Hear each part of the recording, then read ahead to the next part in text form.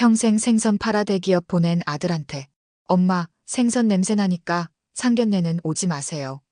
이런 말 들으면 어떤 기분이실까요? 오늘 이야기 상견례 자리에서 모든 걸 엎어버리고 아들과의 인연까지 끊어버린 한 어머니의 결심입니다. 이야기 시작하기에 앞서 구독과 좋아요 부탁드립니다. 그럼 지금부터 이야기 시작합니다. 안녕하세요. 저는 시장에서 평생 생선 장사를 하며 아들 하나를 키운 평범한 엄마입니다. 요즘 들어 매일 밤 잠이 오질 않아 이 사연을 꼭 한번 어디라도 털어놓고 싶었습니다. 부끄러운 줄도 모르고요. 33세 남편이 사고로 세상을 떠났습니다. 그때 제 품에 있던 아들은 돌도 채 안 지난 아이였죠. 저는 슬퍼할 시간도 없이 당장 하루 끼니가 걱정인 사람으로 바뀌었고 그날로 아이 안고 시장으로 나갔습니다. 겨우 일자리를 찾은 곳은 바로 어느 한 생선가게였습니다. 생선을 한 마리도 못 만져본 제가 손질을 배우기 시작했고 처음엔 피 섞인 물을 보고 기겁도 했죠. 아들이 우유 타달라고 울던 그날 밤 제 손에선 이미 비린내가 사라지지 않더군요.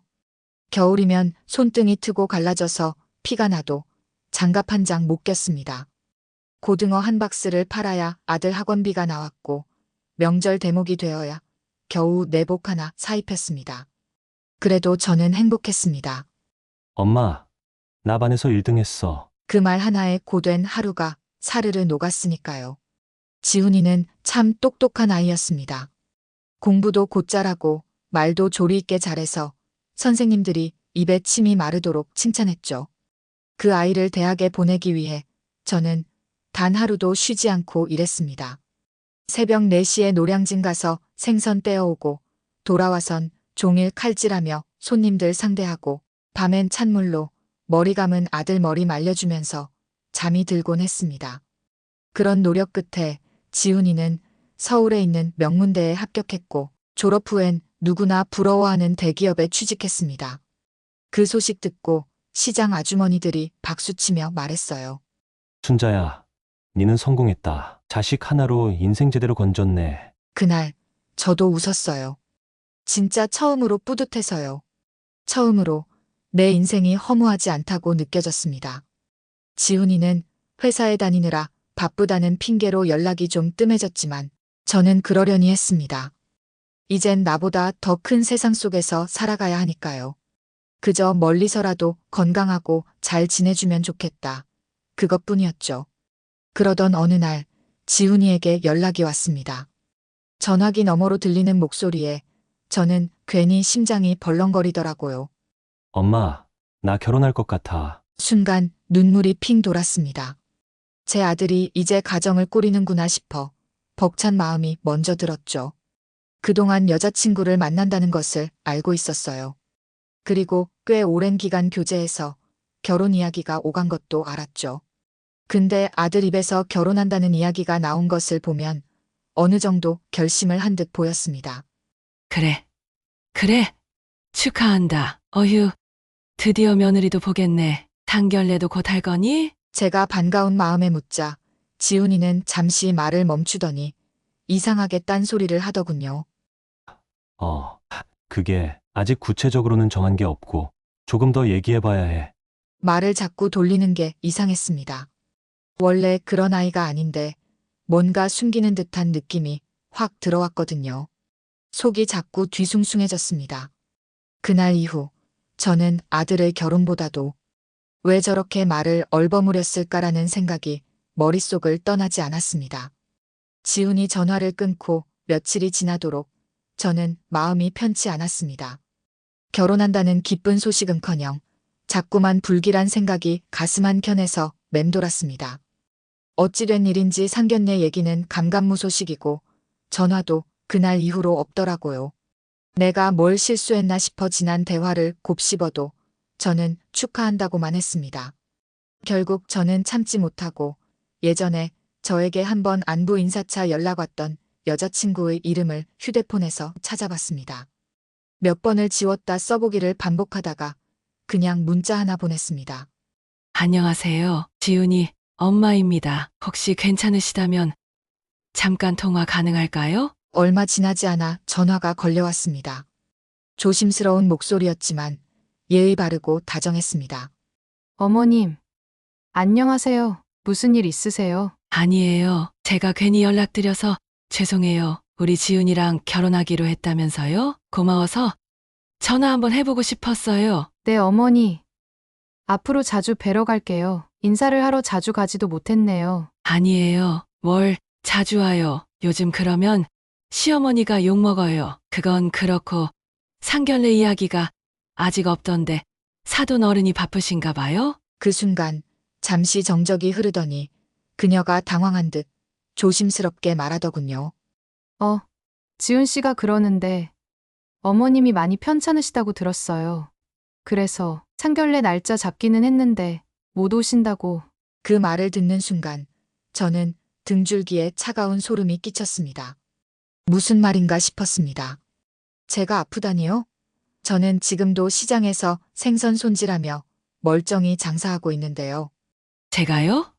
제가 아프다고 지훈이가 그렇게 말했어요?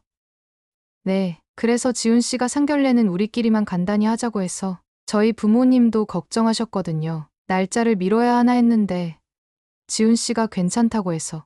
심장이 덜컥 내려앉는 느낌이었습니다. 머릿속이 하얘지고 입안이 바싹 말라 말이 나오질 않았습니다. 아, 그래요. 고마워요. 제가 괜한 말씀 드렸네요. 간신히 그렇게 말하고 전화를 끊었지만 손이 덜덜 떨렸습니다. 말도 안 되는 거짓말을, 그것도 저 몰래 꾸몄다는 사실이 저를 멍하게 만들었습니다. 전화를 끊고 거실에 멍하니 앉아 있었어요. 가슴이 조여오는 기분이 들었고 숨이 제대로 쉬어지질 않았습니다. 한참을 그렇게 앉아 있다가 결국 지훈이에게 전화를 걸었습니다. 지훈아, 지금 통화 괜찮니? 엄마, 왜? 네 여자친구한테 연락했어. 상견례 날짜 잡았다며? 내가 아파서 못 온다고 했다며? 그 순간 수화기 너머로 짧은 정적이 흘렀습니다. 그리고 들려온 목소리는 차라리 안 들었으면 좋았을 소리였습니다. 사실 그 말이 맞아. 엄마, 그냥 오지 마. 솔직히 엄마 오면 상견례 분위기 좋을 것 같지가 않아. 뭐? 엄마가 뭐 잘못이라도 했니? 엄마, 생선 장사하시잖아. 냄새도 그렇고. 그냥 그런 자리엔 안 어울린다고 생각했어. 그 순간 무너졌습니다. 숨을 제대로 쉴 수 없을 만큼 속이 뒤틀렸고 가슴이 찢어지는 것 같았습니다. 그동안 제가 키워온 아들이 맞나 싶었습니다. 제가 그토록 아끼고 사랑했던 그 손에 물 묻힐까봐 늘 걱정했던 그 아이 입에서 그런 말이 나올 줄은 정말 몰랐습니다. 저는 아무 말도 못하고 전화를 끊었습니다. 수화기를 내려놓고 제 손을 바라봤어요.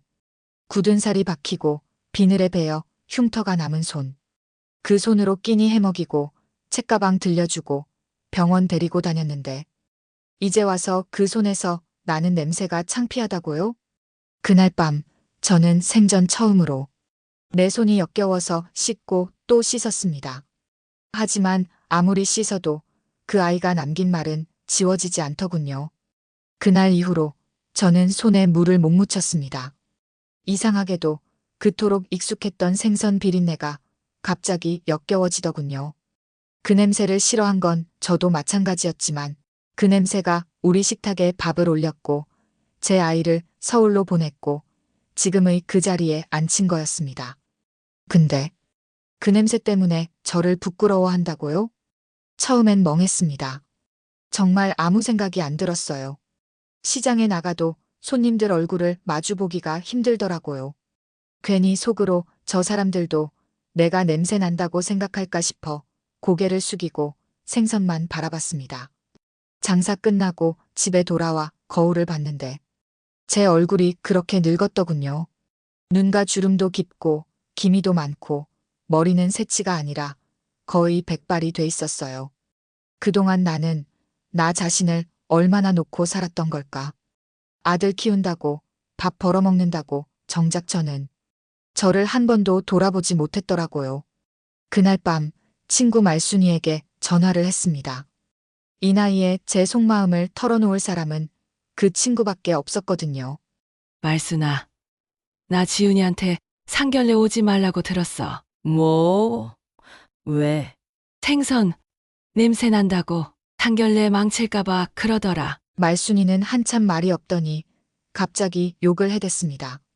저는 놀라면서도 고맙더라고요. 누군가는 나보다 더 화내주는 그 마음이. 그럼 넌 어쩔 건데? 그냥 참고 있을 거야? 그래야 하나 싶기도 하고. 춘자야, 네가 어떻게 키운 아들인데. 네가 없었으면 그놈이 지금 그 대기업 책상에 앉아 있을 줄 알아? 나도 알아. 근데 내가 가서 분위기 망치면 어쩌나 싶어서. 야, 분위기 망치는 건 그런 생각하는 게지. 네가 아니야. 그날 말순이의 말이 저를 일으켜 세웠습니다. 평생 누굴 위해 살았던 인생이었습니다. 남편 없는 집에서 아들 하나만 보고 버틴 세월이었고 그 아이 잘 되라고 내 인생 다 내던지고 비린내 나는 산도 감내했는데 그 손이 부끄럽다고요? 그 냄새가 창피하다고요? 그럼 내가 너를 낳고 먹이고 씻기고 병원 데려가고 공부시킨 그 모든 날이 부끄러워져야 하니? 그럴 순 없었습니다. 참고 넘길 순 없었습니다. 그날 밤 저는 장롱 깊숙이 넣어둔 옷 한 벌을 꺼냈습니다. 아들이 취업하고 선물로 사준 고급스러운 옷. 딱 한 번 입고 이후론 꺼낸 적 없는 고운 색감의 옷이었죠. 그 옷을 꺼내 입어보며 저는 스스로에게 말했습니다. 나는 너한테 창피한 사람이 아니야. 그러니 엄마로서 마지막으로 당당히 그 자리에 앉을 거다. 눈물이 주르륵 흘러내렸지만 이번엔 닦지 않았습니다. 그 눈물은 슬픔이 아니라 결심이었으니까요. 그동안 너무 오래 참고 살았습니다. 그래서 이제는 단 하루만이라도 저를 위해 살아보기로 했습니다. 그날 아침 눈을 떴을 때부터 가슴이 뛰기 시작했습니다. 가슴이 아프다기보다 마치 먼 길 떠나는 사람처럼 어디서 오는지 모를 각오 같은 게 자리 잡고 있었어요. 머리는 반듯하게 묶고 안 하던 화장도 조심스레 발랐습니다. 화장품 뚜껑을 연 게 몇 년 만이었는지 기억도 안 나네요. 거울 앞에 앉아 제 얼굴을 보니 세월이 얼마나 무심히 흘렀는지 주름마다 이야기가 박혀 있더군요. 그날따라 그 주름들이 왜 그렇게 억울하고 서러워 보였는지 모르겠습니다. 택시를 탔습니다. 운전기사가 곱게 옷을 차려입은 저를 힐끗 보며 묻더군요. 어디 좋은데 가시나 봐요? 아들이요. 오늘 상견례라서요. 아이고, 축하드립니다. 좋은 날이네요. 좋은 날. 그 말이 왜 그렇게 서럽게 들리던지. 창밖으로 지나가는 사람들 얼굴이 다 평온하고 밝아 보였는데 제 속은 이미 폭풍이 몰아치는 바다 같았습니다. 상견례 장소는 강남 한복판 고급 한정식집이었습니다. 입구에서부터 분수 소리가 졸졸 흐르고 대기 직원이 2명이나 있는 곳. 그런데 처음 가보는 저는 긴장이 돼서 괜히 손에 쥐고 있던 작은 가방을 몇 번이나 다시 열었다 닫았다 했습니다. 아들 이름을 말하니 직원이 조심스럽게 안으로 안내했습니다. 문이 열리자 하얀 원피스를 입은 아들 여자친구가 앉아 있었고 그 옆엔 반듯한 정장 차림의 중년 부부가 보였습니다. 지훈이도 있었고요. 그 방 안 공기가 순간 정지한 듯 느껴졌습니다. 제가 방에 들어서자마자 모두의 시선이 저에게 쏠렸고 지훈이 얼굴은 순식간에 사색이 됐습니다. 신부는 놀란 토끼 눈으로 절 쳐다봤고 그 부모님도 어리둥절한 얼굴이었죠. 저는 조용히 고개를 숙이고 인사했습니다. 안녕하세요. 지훈이 엄마입니다. 처음 뵙겠습니다. 그 순간 룸 안에 정적이 흘렀습니다. 신부 어머니가 깜짝 놀라며 말했습니다. 어머, 어머님, 많이 편찮으시다고 들었는데 괜찮으신 건가요? 저희가 날짜를 미루자고도 했었는데. 저는 조용히 고개를 저었습니다. 아니에요. 저는 괜찮습니다. 제가 아프다는 말은 한 적이 없어요. 우리 지훈이가 그렇게 말씀드렸나 보네요. 사돈 어르신들 표정이 순식간에 바뀌었습니다. 불편한 미소가 사라지고 대신 찬 기운이 그 자리를 메웠습니다. 지훈이는 아무 말도 못한 채 시선조차 들지 못했습니다. 저는 자리에 앉지도 않고 그저 말했습니다. 어른들 앞에서 이런 말씀 죄송하지만 자식 하나 잘 키워보겠다고 평생 생선 팔며 살아왔습니다. 그 냄새가 창피한지 몰라도 저는 저 나름대로 당당히 살아왔습니다. 근데 제 아들은 그런 제가 부끄러운가 보더라고요. 그래서 부끄러운 엄마가 아니란 것을 보여주고 싶어서 이렇게 나왔습니다. 긴장하며 앉아 제 옷자락이 조금 구겨졌을지 몰라도 제 마음만큼은 그날 처음으로 아주 곱고 반듯하게 서 있었습니다.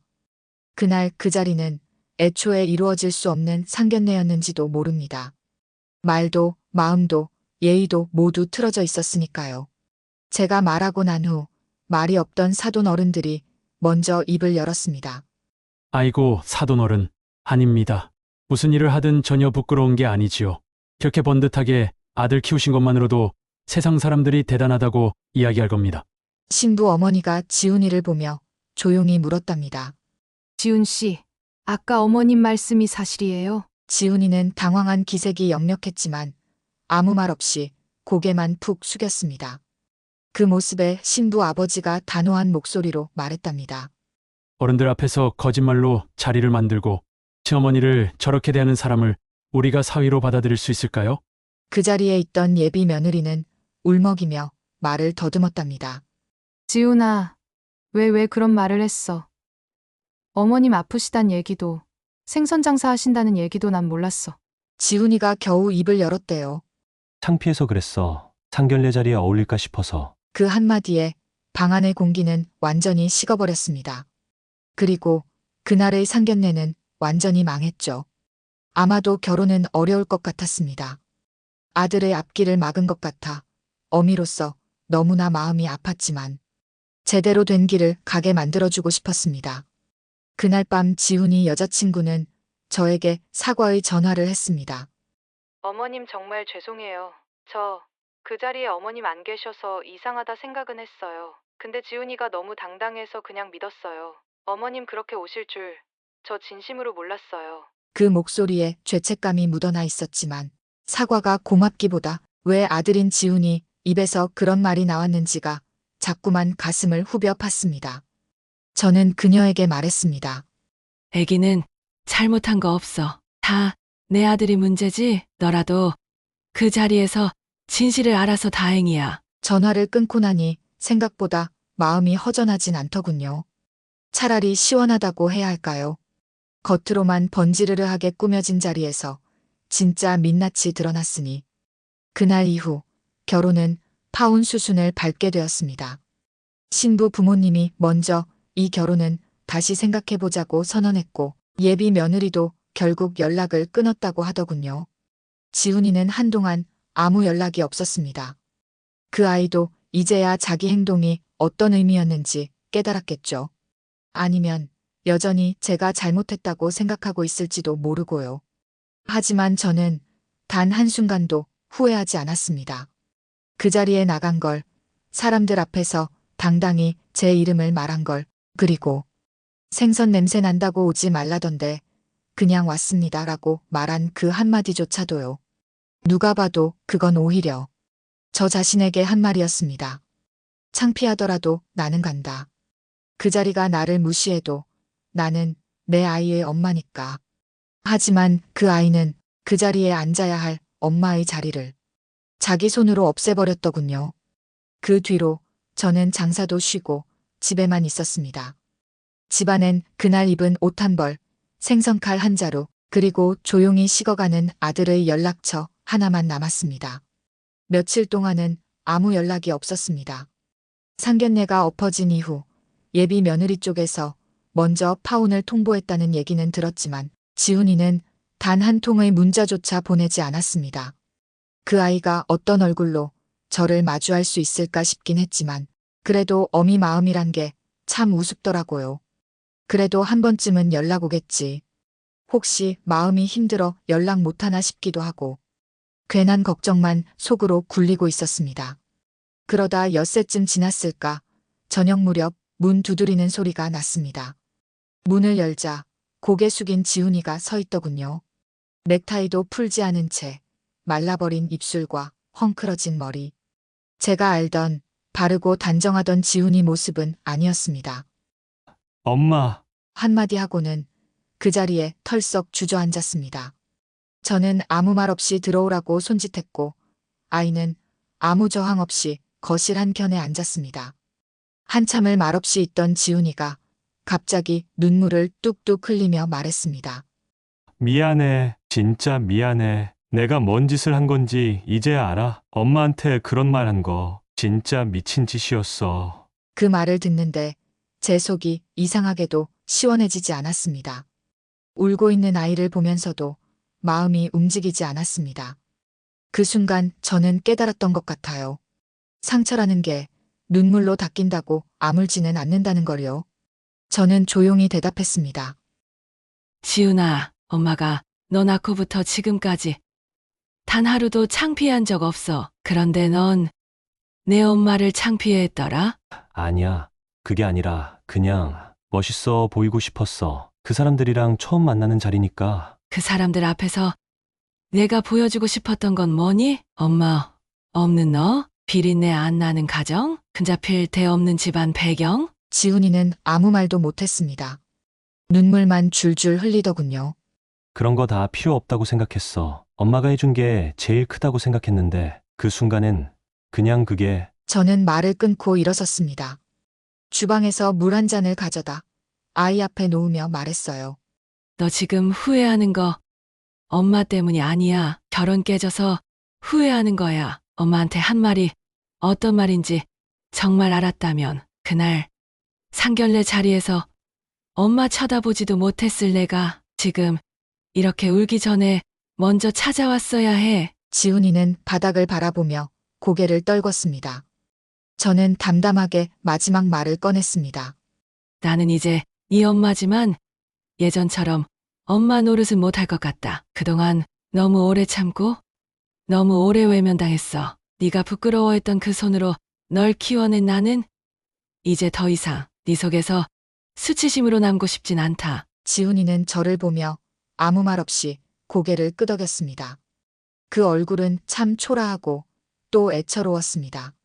하지만 이상하게도 그 모습이 저를 더 단단하게 만들었어요. 그날 밤 아이는 조용히 돌아갔습니다. 저는 방문도 닫지 않고 거실 불도 켜둔 채로 앉아 있었습니다. 눈물은 나오지 않았습니다. 울음보다 더 큰 상처는 울 수조차 없다는 걸 처음 알게 됐습니다. 며칠이 지나도록 지훈이는 조용했습니다. 저도 일부러 먼저 연락하지 않았어요. 누군가 먼저 입을 열기 시작하면 다시 무너질 것 같아서요. 그렇게 시간이 흘러가던 어느 날 저녁 빗방울이 부슬부슬 내리던 날이었어요. 초인종 소리에 문을 열었더니 젖은 셔츠 차림의 지훈이가 서 있더군요. 엄마 잠깐 얘기 좀 해도 돼? 저는 말없이 고개를 끄덕였고 그 애는 묵묵히 들어와 소파에 조심스레 앉았습니다. 눈빛은 많이 말라 있었습니다. 예전처럼 당당하지도 않았고 어린애처럼 초라했어요. 엄마, 나 진심으로 미안해. 그날 한 말, 그거 평생 후회할 거야. 엄마가 나한테 어떤 존재인지는 나도 알아. 근데 그날은 그냥 내가 너무 바보 같았어. 저는 그 말에 한동안 아무 대꾸도 하지 않았습니다. 무슨 말을 해야 좋을지, 그 아이를 어떻게 바라봐야 할지 내 안에서 갈피가 잡히지 않았거든요. 엄마 다시는 그런 말 안 할게. 다시는 엄마 부끄럽게 생각 안 해. 진짜야, 엄마가 날 키우느라 어떻게 사셨는지 이제야 똑바로 보이더라. 너무 늦게 봐서 미안해. 저는 조용히 아이의 눈을 바라봤습니다. 지훈아, 엄마가 그날 얼마나 마음 찢어졌는지 넌 모를 거야. 네가 창피해했던 그 손으로 널 키웠고 너희 오늘을 만든 게 바로 그 냄새였는데 그걸 부정당했을 때 엄마는 그냥 사람이 아니었어. 존재 자체가 쓰레기처럼 느껴졌어. 지훈이는 아무 말도 못하고 고개를 떨궜습니다. 그 모습이 또 다시 제 마음을 흔들더군요. 그래서 저는 한숨처럼 말했습니다. 하지만 그래도 네가 내 아들이라는 건 안 지워지더라. 지훈이가 눈을 들었습니다. 희미하게 떨리는 그 눈에 조금은 안도 같은 게 스쳤습니다. 엄마, 다시 예전처럼 돌아갈 수 있을까? 예전 같을 순 없겠지. 상처란 게 쉽게 아물진 않으니까. 그치만 엄마가 너를 완전히 밀어낼 순 없어. 그 아이는 그제야 울기 시작했습니다. 소리도 못 내고 고개 숙인 채로 두 손으로 얼굴을 감싸 안고 울더군요. 저는 그 옆에 앉아 조심스럽게 아이의 등을 한번 토닥였습니다. 예전처럼 등을 감싸 안을 수는 없었지만 그 손길 하나로도 제 마음은 많이 풀렸습니다. 시간이 좀 필요할 거야. 엄마도, 너도. 하지만 우리 다시 천천히 살아보자. 그 아이는 그 말에 고개를 끄덕였고 오랜만에 저희 집 거실엔 짧지만 진심 어린 침묵이 흘렀습니다. 이제 다시 저도 제 생활을 위해 가게를 다시 운영합니다. 며칠 전부터 시장엔 봄 생선이 돌아오기 시작했습니다. 도미, 조기, 갈치. 뱃살에 기름이 오르고 색이 좋아서 손님들 입맛도 슬슬 살아나는 계절입니다. 저도 그 계절을 따라 다시 생선칼을 들었습니다. 한동안 장사 쉬고 문 닫은 채 지냈지만 사람은 결국 자기 자리에 돌아오는 법이더군요. 다시 가게 문을 열던 날 시장 아주머니들이 반갑게 맞아주셨습니다. 말순이는 제 손을 꼭 잡고 웃으면서 말했어요. 그래야 순자지. 칼 안 쥐고 집에만 처박혀 있을 내 손이 아니지. 저는 웃지 않고 그냥 고개만 끄덕였습니다. 말이 없어도 그 애정은 다 느껴졌으니까요. 자식에게 부끄러운 엄마는 없습니다. 그래서 오늘도 저는 생선칼을 들고 비린내 나는 일상 속으로 다시 걸어 들어갑니다. 그 누구도 환영하지 않아도 저는 저 스스로를 반겨줄 수 있으니까요.